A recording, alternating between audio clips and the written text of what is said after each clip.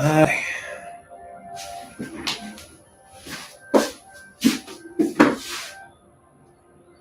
We are from the back room, y'all. That's where we at. We are at the back room. So let's go. We got some things to talk about. Streaming on Facebook over here, YouTube over here. You guys go follow the YouTube, follow the Facebook under Fame Johnson. And we're gonna vibe and discuss some things, you know what I'm saying? And get some stuff out. You know what I'm saying? This is the first podcast with many more to come. And yeah, we're gonna get it going, man. We're gonna get guests on here, we're gonna have hosts, all that. I was thinking like small, small box type boxed in, but I was like, nah, fuck that. We just gonna do it big. So all of my 180 something followers on what's this, YouTube, y'all, tune in and all that. We're just, sitting up here. We got a few topics to talk about. So we let people get in here, man. It takes some time and all that good stuff. How's everybody doing? The back room. Welcome to the back room, man. I am streaming on YouTube over here, Facebook over here. So welcome to the back room podcast, man. Like I said, we will have hosts on here, visitors and shit. I want to get my kids on here because they are a big part of the reason why the 70,000 people that seen this handsome face, I guess, they're a big reason of why, almost 70K people tuned into that viral video on TikTok. Speaking of, like 2 weeks ago, I walked in a dollar store and this lady was like, you're the guy from TikTok. I was like, what you mean? She's like, yeah, you got the video with your kids. I was like, oh yeah. But it was cool, And of course, I do a host of other things. But what up? So listen, first things first, welcome to the back room, right? Welcome to the back room. And y'all go follow the YouTube, like, subscribe, comment, follow the TikTok, like, subscribe, comment. I will be going live on TikTok here soon. But right now, we just YouTube, Facebook. So go subscribe to the YouTube, like, subscribe, comment, and all that. So anyway, we have a lot of stuff to talk about. Yeah, we do. And I've been I've been being asked to do these sit downs, these podcasts for a long time, and I procrastinated on doing it and sharing my view of things that's going on in the city, things that's going on in the industry, things that's going on politically, locally, and nationally. But the first thing I want to touch on the Backroom podcast, and we'll get bigger as we go. We'll grow as we go. You know what I'm saying? Real spiel. I'm telling you. So one thing I want to touch on real quick is the city of Victoria, and this is where I reside, where I'm from. I represent it. The city of Victoria, we have to do better, man. Like, that's just what it is. And it just, we got to thrive to do better as a people. as a community. You know what I mean? I ain't just talking about black community. I'm talking about community, period. Like everybody. Also, people like, owners, venue owners, just whatever, got to give other people a chance, which they have, at times. I will say that, but a lot of people is very stereotypical here. You know what I mean? They pretty much already, know what y'all gonna do, right? And that ain't nobody fault but us. And I'm talking about everybody. So we got to do better. You know, but it ain't all just the community, right? It's not all just the people. It's also the the system. You know what I'm saying? The political system, the everything. It's also them too. You know what I mean? They got to do better as well. What I mean by that is, if you see something happening within the city, right? Uh, a lot of times they're just gonna let people crash and burn and just take themselves out, right? That's just, I mean, this is part of a system. Oh, fuck it, let them go, let them fight. They'll go to jail, or somebody will get shot. They'll get the place to get shut down. A lot of times they just gonna let us, crash and burn. Us as a people and us as the community gotta realize that, and say, it's a game. Hey man, look, that they know what's going on, but they not doing that because they're gonna let you crash and burn. And also, as the people and the community, venue owners, and everybody, you have to take notice of that and make adjustments. You know what I'm saying? What I mean by adjustments is, and I'm gonna get on the political part too. What I mean by adjustments is, if you always see something is happening every fucking weekend or every other day or whatever the case, adjust it to where that won't happen. If you care and you want to keep, your place and all that. Now, we're not gonna address the elephant in the room, right? The elephant in the room is Victoria's a very, very, very um, racist city, right? And me coming up here, I didn't see a lot of. I mean, I ain't gonna lie. I ain't gonna say I didn't really see it coming up, but it just wasn't. It wasn't as blatant as it is today. Like back then, it was more of, we stood on our shit. We had our own shit, our own place, our own people, our own everything. And there's another situation where it was like, okay, they got their own stuff down there. Let them whatever, do whatever. You know what I mean? Which they did. Things start getting bad. I mean, like I said, once again, that's on the people. So it's like you know what I mean? So, and on the political side, they're gonna have to do better, as in, bringing other shit to the city, for people to do, stores, anything for people to fucking do.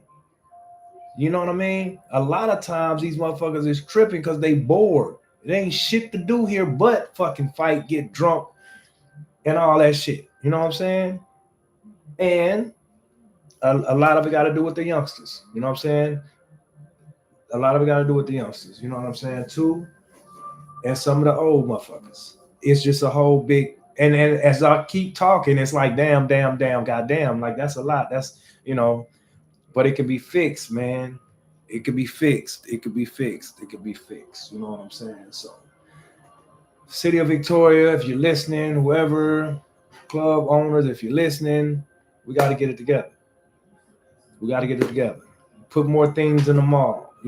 Make it to where people gotta want to spend money. You know what I'm saying? They want to go to the mall and spend. They want to go to a drive-in movie and spend. They want to go to a river walk or whatever and spend. Like that brings, you know, more things to the city and revenue to the city. You know what I'm saying? I mean, but hey, that's just what I'm saying. So we got a lot, you know, a lot to work on, right? Um, but it can be fixed.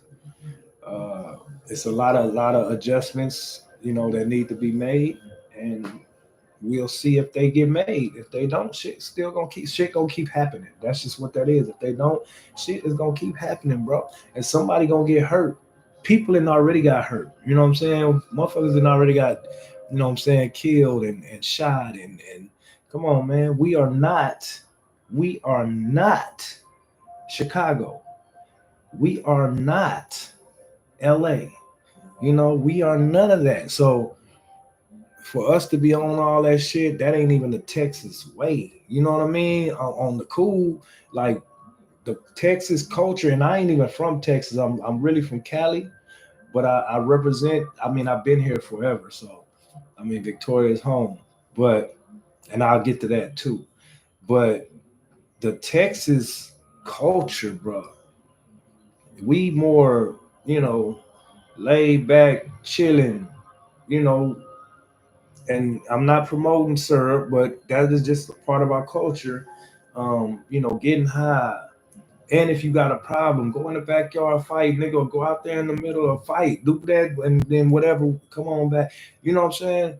This other shit that they didn't insert it into the Texas culture because I'm gonna tell you what it is we trying to follow and do what Chicago doing, do what you know motherfucking the niggas in Louisiana doing. Like, you know what I'm saying? We trying to follow that. Now I understand protect yourself by all means and all that. You know what I'm saying? But it just got out of hand.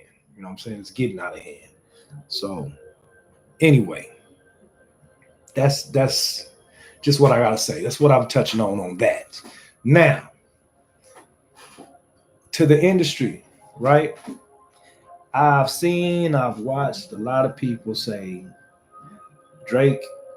Okay, first of all, Kendrick won the beef. Drake know Kendrick won the beef. Y'all think Drake don't know Kendrick won the beef, bro? But he didn't win the war. This is what I'm saying about y'all need to read 48 Laws of Power and shit, bro. Drake already foreseen all this shit when he was fucking with niggas, bro. He been the nigga not dumb. You know what I'm saying? That nigga not stupid, my nigga. He been knew what it was some shit. Been knew it was some tension. You know what I'm saying? Or whatever. So to the industry. We know Kendrick won, you know what I'm saying? But he ain't won the war. So what would you rather do? You rather win, you know, the battle? Would you rather win the fight or you rather win the war, bro? Like what I mean is you can win the fight. You can win that fight that day at that moment in time, right? But it's a war going on. So that fight don't dictate the war. And the way Drake is calculating and just doing his shit, bro, he's unstoppable. Nobody is gonna stop this man. And we in the age of the internet. You're not gonna stop him. They only stopped Mike because Mike, we was coming into the age of the internet. And they got rid of Mike like that. You know what I mean? But we in the age of the internet for real. You know what I'm saying? So it's no stopping this guy. You know what I mean? And I like Drake. Kendrick is cold too, but you got to call a spade a spade. A lot of people is putting their input in and shit because of, you know, oh man, I'm a Kendrick fan and all that. But fuck that. Take all that away, strip all that away, and look at the war, right? So this is what it is. Kendrick and Drake. First of all, I ain't saying Drake put Kendrick on or nothing, but Drake put Kendrick on his first show. We know that, right? I mean, his first tour, and got Kendrick a lot of money, right? A lot of money. For that alone off top, I'm not beefing with you, bro. I'm not. You brought me somewhere from somewhere where I didn't have nothing, nigga. Nothing. I didn't have nothing. I'm trying to get in. You put me on a tour because you liked my flow and you liked my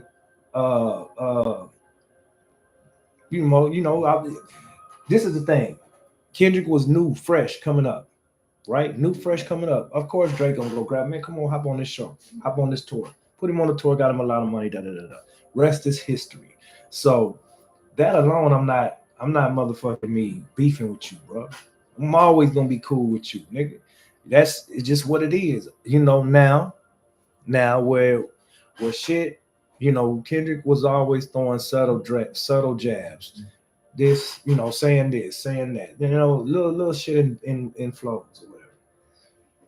So when Drake, I mean, the man took off. Like he took the hell off on everybody. And he dictated his business right the way, the way he was taking off, he dictated his business correctly, my nigga. Correctly. You can't hate that. And there's a lot of them rappers that was sitting around like, man, this nigga got a jet. Oh man, this nigga got a compound. Oh, this nigga, he got the Canadian whole country of Canada behind. This nigga got a whole country behind him, bro. A whole country. You don't get bigger than that, bro. A whole fucking country. Come on. So anyway, Drake did his paperwork right, bro. That's just what they come to. And in the process of him doing his shit right, he, wants to own a piece of the label that he just made 400 million for and recouped it back in 3 years, nigga. Like who? That's unfucking heard of. $400 million, bro. $400 million, and this man gave them people their money back in 3 years, nigga. That is I don't even understand how. How the fuck you do that? How do you do that? 400 million. So anyway, right? So when everybody caught wind of Drake wanting to own a piece of that company, which also owns other motherfuckers' albums, names, merchants, some people merchants and shit. Man, niggas is mad. Oh, this nigga trying to. No, that nigga he's playing his cards right, bro. That's it. He admit he lost the battle. He lost the battle to Kendrick. Okay, cool. That's rapping. Nobody worry about that. Nigga, win this war. That's what you do. And in order for somebody to win the war against Drake, guess what they got to do? They got to be able to recoup $400 million in 3 years. You name me one artist that's doing that. $400 million, 3 years, bro. Let that sink in, right? So that's just what that is, man. And niggas is mad about that. You know what I'm saying? Niggas is mad about that. And you can't get mad at a nigga that's playing his cards right, bro. And then on top of that, the label is trying to blackball the man. You know what I'm saying? They trying to undercut him. He want more. Like, yeah, this is cool, but I need such and such million plus a piece of the company because I'm no goddamn well I'm gonna make y'all well over $400 million. Well over $400 million. Come on, man. Take it back to Cash Money days. I always say this too. Cash Money started with 100 million, bro. Baby them inked the deal for 100 million, man. Them people gave them people their money back within a year or two or some shit, and went back and got 300 more million, bro. This is when 400 Degrees was dropping and all that shit. Nigga, that door was open and they was killing it. Master P, what he did, a 70-30 or some shit like that deal? That's why when Master P was coming out, he was dropping. That nigga was dropping so many artists at one time. So many just Mr. Servon, Silk the Shocker, C Murder, Mia X, and every Mystical, and every one of those artists had hit records, nigga. They was going. They were going. Everybody, including P. Come on, man. It's business. So, with that being said, you know, Drake is doing what Drake is supposed to do. Them people was trying to play with that man money. They're trying to play with that man business, and they trying to play with that man goddamn, image and shit. So you don't think, and on top of that, man, listen, the crazy shit is this man got so many niggas that don't like him. Pharrell, Diddy, Jay-Z, Rick Ross. Who else don't like this nigga, man? ASAP Rocky. It's a lot of niggas that don't like Drake, man. A lot of niggas that don't like Drake. And the crazy shit is niggas is teaming up. They teaming up silently. Teaming up on this man, man. They teaming up on this man, bro. Real talk. Silently.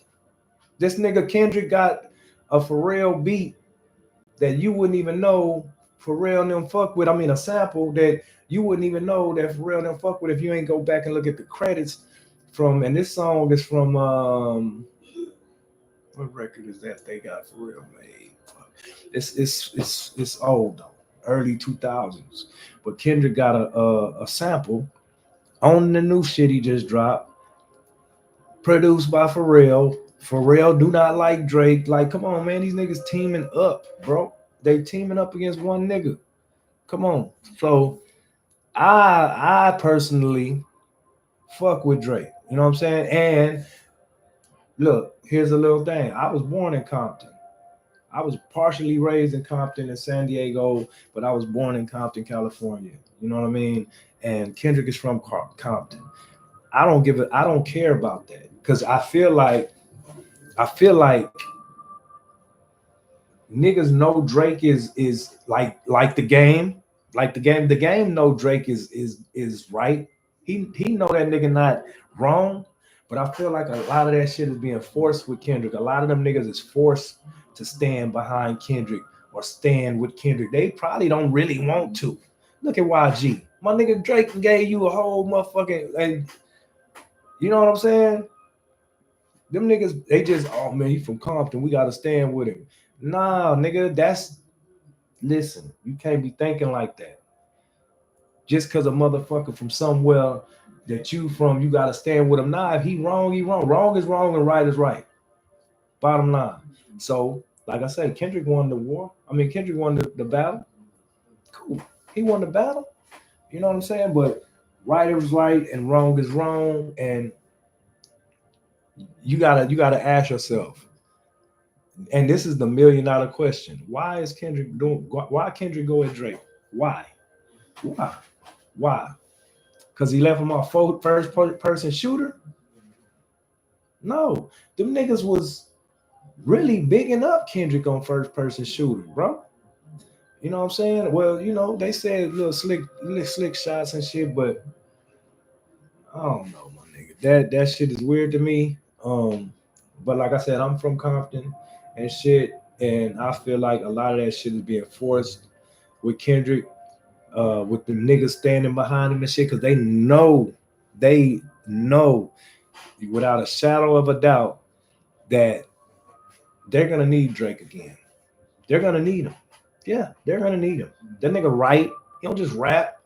They're gonna need him, bro. They're gonna need him. That's just what it is. And they mad at the man for playing his business, right, doing his business right. That's it. That's why that nigga ain't saying nothing. He ain't, man, for what? Nigga, this is business, bro. I'm not saying nothing about nothing. And the label is wrong as well, because come on, you gotta pay that man. Yeah, he want a piece of the label. He want a piece. Shit. Nigga, I just made you $400 million in 3 years. How much you think I'm gonna make you in 5 years? You know what I'm saying? Like, they're trying to blackball that man. They trying to shut him down. They trying to smother him. They trying to just hush him. But the crazy thing about Drake is Drake hit all genres, all genres, reggaeton, motherfucking everywhere. Drake will be everywhere, man. So he ain't just confined to hip hop, right? He's not just confined to hip hop, which is cool. That's a cool thing to be as an artist. And another thing is, stop saying this nigga is a colonizer, bro. Like, I hate that shit. Like, quit saying that man is stealing from the culture. Quit saying that shit. Stop saying that. Niggas not stealing from the. I mean, he is influenced heavily by Houston culture. We know that. You know what I'm saying? We know Sauce Walker influenced Drake heavily. Like, he probably, stole some of Sauce style and shit like that. But as far as just like Culture Vulture, nah, man, that nigga not no fucking Culture Vulture. This nigga been rapping since before he was even on. This nigga had motherfucker. I mean, come on. So it's just shit I don't agree with. You know what I mean? And niggas is mad because the man is handling his business, right? So anyway, enough about the Drake shit. What else we gotta talk about? What else, man? We in the back room, baby. What else? Talked about the city, industry, but the business, like a lot of the artists, if you're an artist, this is the thing. And I wish I'd have knew this when I was a little younger and shit, rapping and shit, and I probably would have did something more than what I, done. I mean, I called me having my studio and having records with legends and, just being noticed and people know who I am everywhere I go down there, even in Houston, which is the biggest city in Texas. I mean, yeah, is it Houston? I think Houston is. But anyway, I call that a win. You know what I mean? I call that a win. Um, I call, me having faith and never stopping and figuring out different lanes and different areas to hit besides rapping. I call that a win. You know what I mean? Like this podcast and the videography, shooting videos, mixing, mastering, all that shit. I call that a win, man. You know what I'm saying? It's a lot of different wins. So, but yeah, if you're an artist, man, young one coming up, I heard something Russ said. Russ said something uh yesterday on Instagram that if you're an artist coming up, man, you need to drop records all the time. You got to drop them. You got to get them up out of there. For real. You know what I'm saying? Just get them up out of there. Put them on SoundCloud and just get them up out of there, man. And make sure you have a nice little fan base and shit too, man. I mean, it can be done. You just gotta find your niche and shit. But we're definitely in the back room, man. Shout out to Leah back there on the wall. Shout out to Leah, man. R.I.P. Aaliyah, bro. Shout out to homie Trey Truth too. Fuck with Trey. Ice Cube. Shout out Ice Cube, But anyway, yeah. So that as an artist, you gotta make sure that you're not getting fucked over, man. When somebody come trying to sign you, bro. I've been there. You know what I'm saying? I've been there, so you just gotta make sure you ain't getting fucked over and shit. That's all. You know what I'm saying? It's more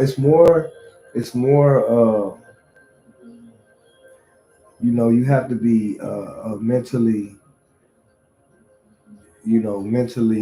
uh